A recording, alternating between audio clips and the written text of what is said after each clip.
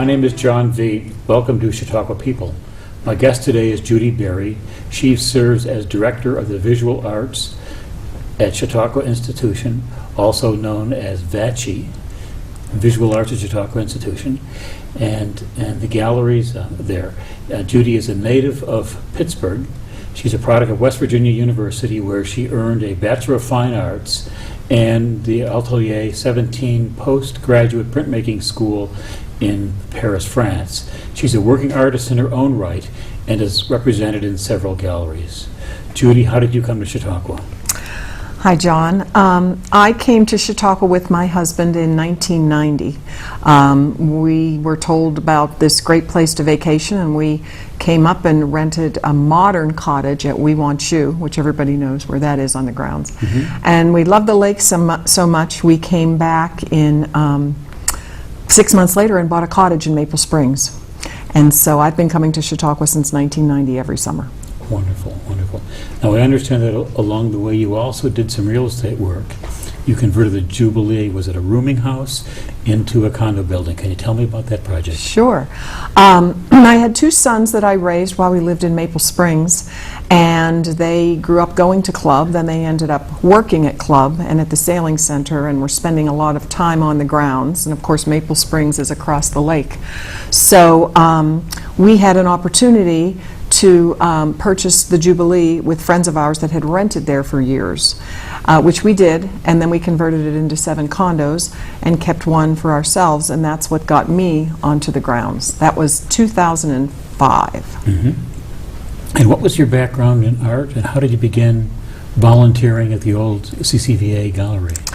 Well, when I got to the grounds, I was looking for something to do because I just had my younger son with me, and that certainly wasn't a big full-time job anymore. So I ended up contacting Lois Jubeck, who was the managing director of VACI at that time, and I said, I'd like to do something while I'm here in the arts. And she said, what would you like to do? I said, well, I know there's classes for children, and maybe I could teach. So I sent her my resume.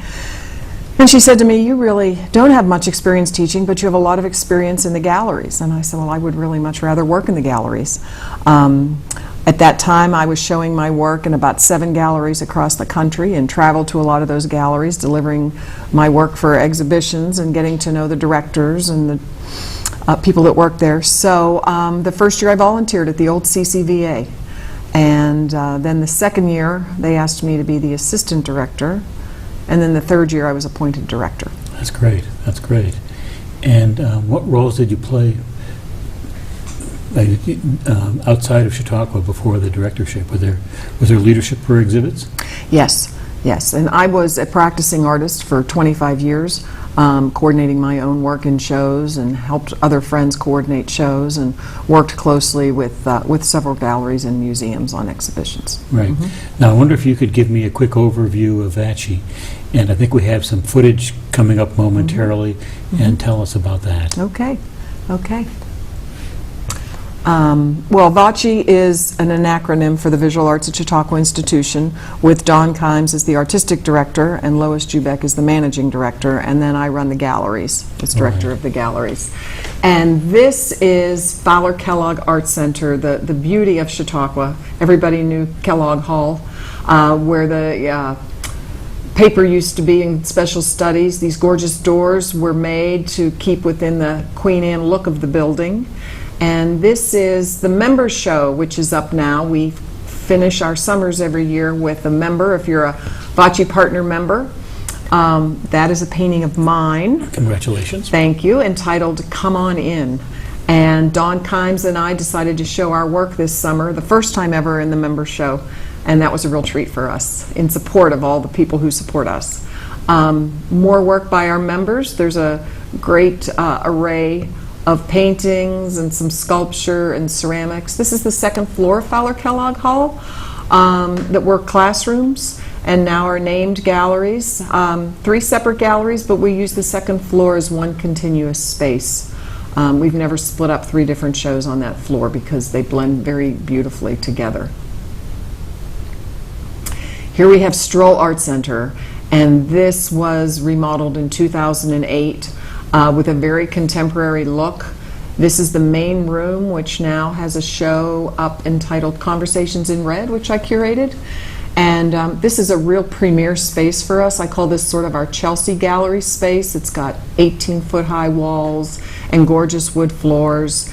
And I can tell you that any artist that comes in and sees this space is just dying to show with us, because it's just every artist's dream to have their work in this type of a space. It's Julian Jackson's work from Brooklyn. Linda Price Snedden drawings are there. Oh, this is what we have called our Bridge Gallery. This is a space that leads back to our offices and to the elevator area that we really didn't know what to do with when we got the building. And I happened to bring some work over from a show that had ended across the street, and we put it in the bridge, and we ended up selling it. So I thought, well, this is an opportunity for us to make something of this space. We called it the Bridge because it's a bridge between the curated shows and the gallery store, a little higher end than the gallery store, but a little lower than the shows. And the beauty of this space is that our visitors, if they come for a week or 2 or 3, they can actually purchase something from this space and take it with them as a hostess gift or as a memento from Chautauqua. It's lovely. Yes. More ceramics from the bridge, which are in front of the beautiful windows on the side of our building. We specialize in a lot of ceramics work. I personally love ceramics. That leads into our gallery store, which many visitors have told us rivals any museum shop in the country, which we are very, very proud of. That is our managing director of the gallery store, Lynn LaFauve, who lives in New York, outside of New York City, and in the off-season she travels to art fairs to choose work for the gallery store, almost all of it handmade by artisans from the United States. She does a lovely job. This is a show on our second floor in the Bello Family Gallery called Barnscapes by Seth Clark. Most people that walk in and see these think they're photographs, but they are actually collages where he paints the paper, cuts the paper up, and rebuilds these pieces just like you would a barn. He calls them beautiful decay, and I think they are, and our Chautauqua audience also feels the same way. We've been very successful with this show with sales. People absolutely relate to the barns and love the barns. Now we have our Melvin Johnson Sculpture Garden, which is back behind Stroll Art Center. We host about 10 to 12 installation sculptures for the summer, each summer from different artists. And the Sculpture Garden is tiered all the way up to the Palestine. The goal when we designed the buildings was for people to walk through the garden, into Stroll, out the front door, and over to experience work at Fowler Kellogg. That's magnificent to go through. Let's go back and talk a little more about some of these specific facilities. Can you tell me any more about the history of Fowler Kellogg? Well, that building was, I mean, since I had been here, I know it was several things, but they always had special studies classes upstairs with these beautiful pocket doors. And the downstairs was where the Chautauqua Daily was for years, or the special studies where you would register for a class. And it's my understanding that that building was once at a different place on the grounds, and we have pictures of that building being moved to that spot. And many people have told me it's the oldest, most beautiful historic building on the grounds. I think it was on Bester Plaza. Okay, okay. And it was moved from a corner of Bester Plaza. Right, right. And the challenge with that building was, how do you turn a Queen Anne building into a gallery? Because when we walked through it, there were windows everywhere.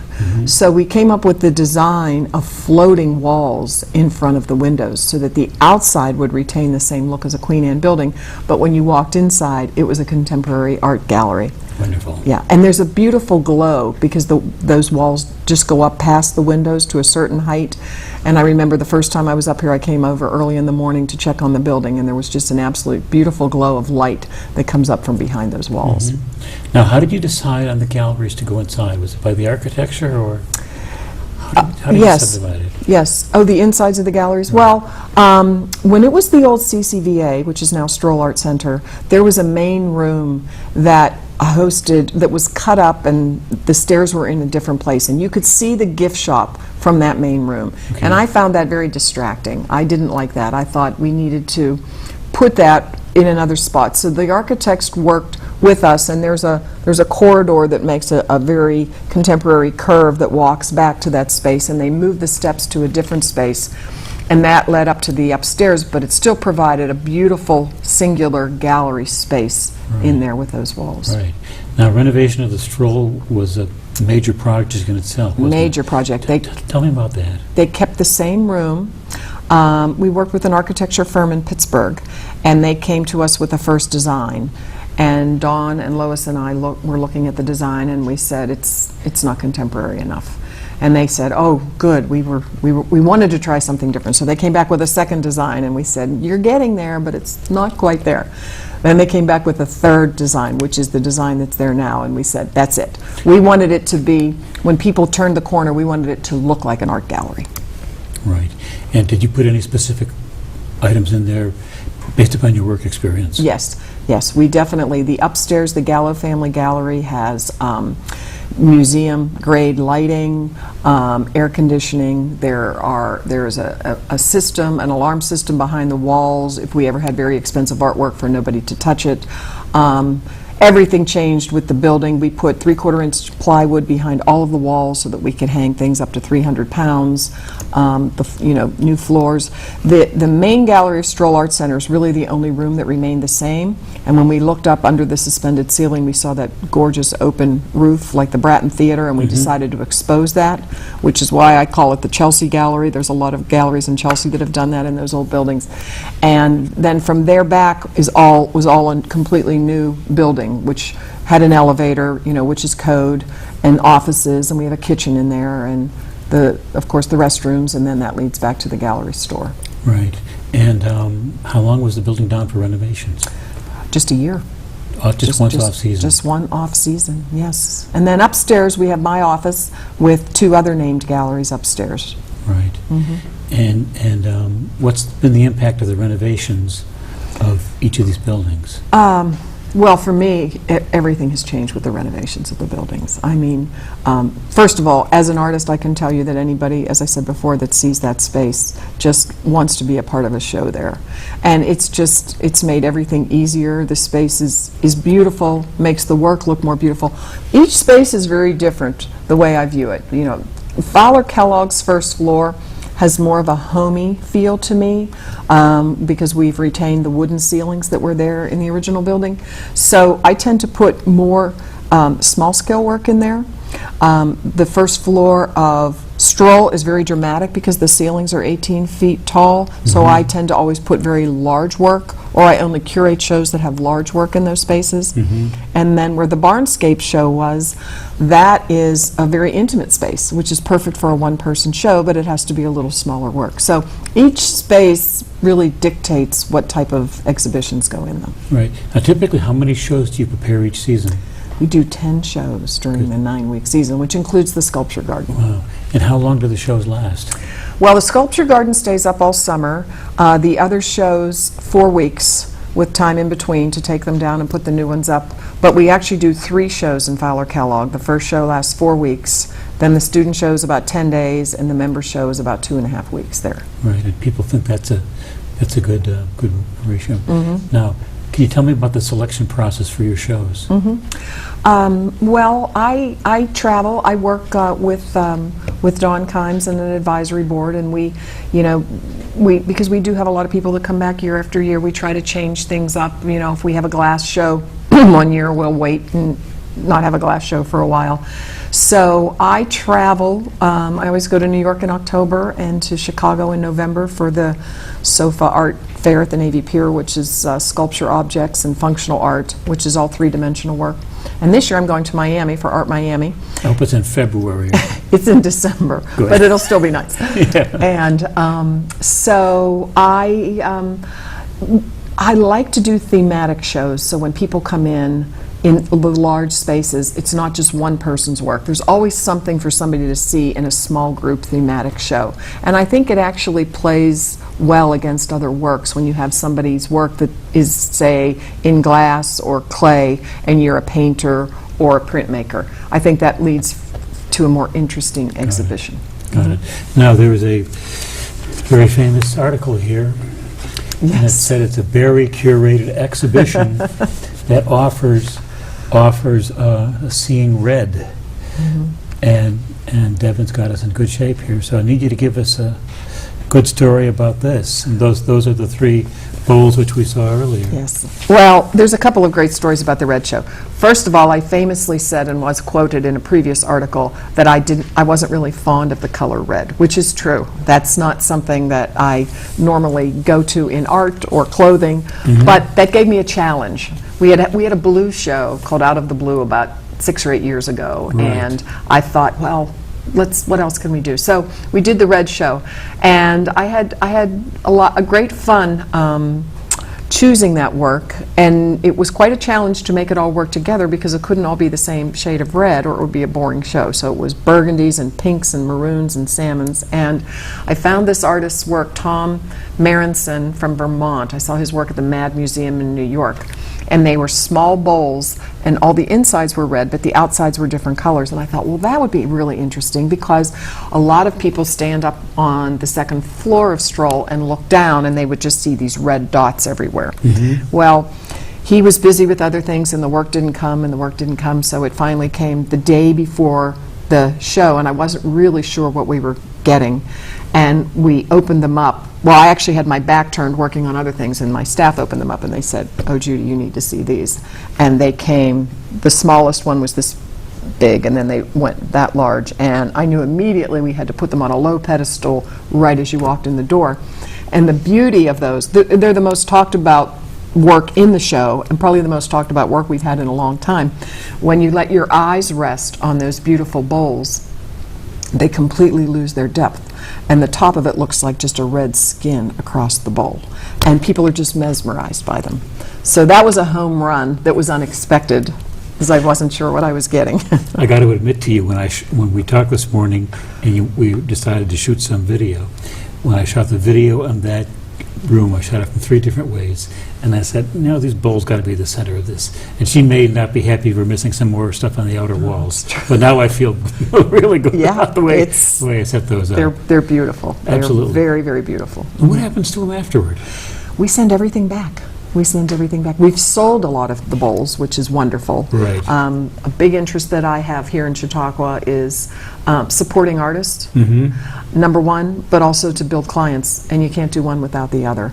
So we've been quite successful doing that, but all the work that we don't sell, we do send back to the artists at the end of the season. So week 9 is quite a big week for us, wrapping everything up. Shipping it out and getting it out. Now, is there a special fee to visit the galleries? No, there is not. We do not charge for people to come in the galleries. Okay, and what days are you open? We are open Monday through Friday, 11 to 5. We're closed Saturdays, and we're open Sunday, 1 to 5. So if somebody from Mayville or Westfield did not have a gate pass, they could come in and see the gallery on a Sunday afternoon? Yes. Yes, Sunday's our busiest day, actually. Really? We have clocked our attendance, and Sunday's absolutely our busiest day because so many people come in for church services and then stay and spend the afternoon with us. Isn't that magnificent? Isn't that magnificent? We always have our special events and our openings on Sundays for that very reason. Yeah, I didn't realize that the events were timed that way. Now, how big is your staff in the galleries? I have 12 people that help run the galleries, which it takes all of us to do. If you think of 10 shows, when I tell people at home that we do 10 shows, they just roll their eyes like, you must be crazy. Because 10 shows is what most galleries would run in a year. And we do, I tell them, we do a year's worth of work in 9 weeks. Right. So it takes all of us. We have a docent. That's part of our staff. We've got 3 people that work in the gallery store, our gift shop, and the rest are part of my team with the installation, de-installation of all the work and selling the work. So are most of those seasonal employees then? Yes, most of them. I have a few returning. I have 2 assistants to the director that have returned for several years, and our gallery store manager is a big part of our team, and she has returned, and we have a great working and friendly relationship, so I'm very happy she continues with us. Wonderful, wonderful. Little different question here. There's magnificent stuff in the store. Where do you get it? Well, we talk together. Our goal every summer is to get 12 new artists, because we sell probably 75% jewelry, and a lot of our clientele are women, and they come in and they want to see the new pieces that we got, and they're loyal to us. So we do sell a lot of that. She, because she lives in New York, she travels to the New York art fairs, and she travels to Baltimore, 3 or 4 art shows off season, and we try to get new artists. And New York is a place to buy? New York, any of the major cities. I keep my eyes open when I'm traveling too for new people for her. Right. Now, what happens to the galleries after the season is over? Just closed up. They just completely close, and waiting for us. When we leave at the very end of week 9, all the walls are repainted, everything's set and ready for the next season. Wow. So week 9 is spent really disassembling. Yes. Not a week 10, but week 9. And that takes care of it. What do you do during the rest of the year?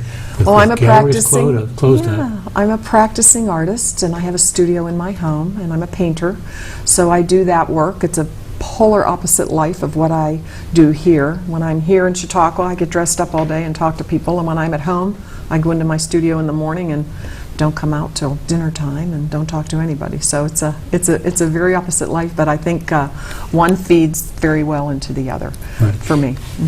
Now, do you sell the material? Where do you sell the material then that you would produce during the year? Well, I have a gallery in Cleveland that represents my work, and one in Boston, and I also work with an art consulting firm out of Washington, D.C. I probably do most of my work with them. Okay. And what does an art consulting firm do? Places artwork for corporations, basically. A little bit of residential, but mainly corporations. And so that's, and when they do that, sometimes they have, several artists that they work with on those jobs. Right, and so that is a year-round process then that keeps you with some traveling to shows. Do you normally go overseas to look at any? No, I don't. It's tough for us to get work from overseas. It's tough for us to pay people from overseas. Really? It's just not quite as easy. So I just think there are so many wonderful artists here. There's a great array of what I call mid-level artists whose work is collectible and affordable, and that's who I'm really trying to support. Okay. Now let me ask you a question. This is one you're not prepared for, but it's not an ambush interview. If you don't do that, I don't do that. Let's say some young person came in to see you and had an admission ticket to a pretty well-known art school and said, can you lay out a career for me, and I want to be doing your job in 20 years from now. What would you tell them? Well, I would tell them that it's all about the work that they're doing. I can tell you that it doesn't matter to me what school an artist went to or how many degrees they have. It's about what the work looks like. I've shown a few self-taught artists whose work I admire and we've been very successful with. So I would say be dedicated to your work and continue to get it out there, and if you can, try to work in some sort of a museum or gallery and get experience. The big part of what we do is packing and shipping and displaying, and it's a hands-on thing that you need to do in the galleries. A lot of artists are very good at that because they're used to using their hands and doing all that work themselves. So that would be my suggestion. Do you have interns who work in the gallery during the summer? Yes, I have interns. Because I live in Pittsburgh, I normally interview students from Carnegie Mellon. And that's really a high-end art school. It's a very high-end art school. Those kids are smart, but they're also artists. I think it's important for me to have interns that are artists because, 1, they have a love of the work, 2, they know how to talk about the work, and 3, they know how to handle the work. Got it. But I don't limit myself to there. I've had interns from Syracuse. I have a young lady this summer from Seton Hill College in Greensburg. We also pair up with Jamestown Community College, and I get an intern from them each summer. That's nice. So we have an array. Yeah, I like the outreach program that we do with that. Any of the interns come back? Occasionally they do. It depends on when I get them. If I get them right after college, they normally are looking for another job because this is just a summer job. Right. But if I get them while they're in college, they'll come back a second year, and that's very helpful to me. Very Right. helpful to me. Right. That's terrific. I've got just one tough question for you. And in preparing this, I understand that there are some friendship connections between our families. Tell us what your kids are doing. My sons are now 30 and almost 27, and my younger son just moved back to Pittsburgh, and both of my sons are engineers working for construction companies in Pittsburgh. And my younger son grew up with your cousin's son. Right. And that's how I know the family, your family. Right. And those boys still come back every summer and see each other, and are just very good friends. So your kids came up through the Chautauqua experience then, and did club? Did club, and then worked at club, and then once they went to college, only came back, on the weekends for visits, but still it's a part of their life. They come up every 4th of July. And so these are lifelong friends for them. This has been terrific. What else do we need to cover? Well, I could probably talk about how I select work and the emphasis being on contemporary work. And I think that is, we do some historical exhibitions, and we've done them in the past. We had a grant through the Albright Knox, which we were very proud of, and very proud to show, some amazing Cy Twombly and Andy Warhol and some really big name artists from their collection. We did that for 3 years. Right. And it was through the 20s to the 40s up to the 80s, and we had a grant and did that.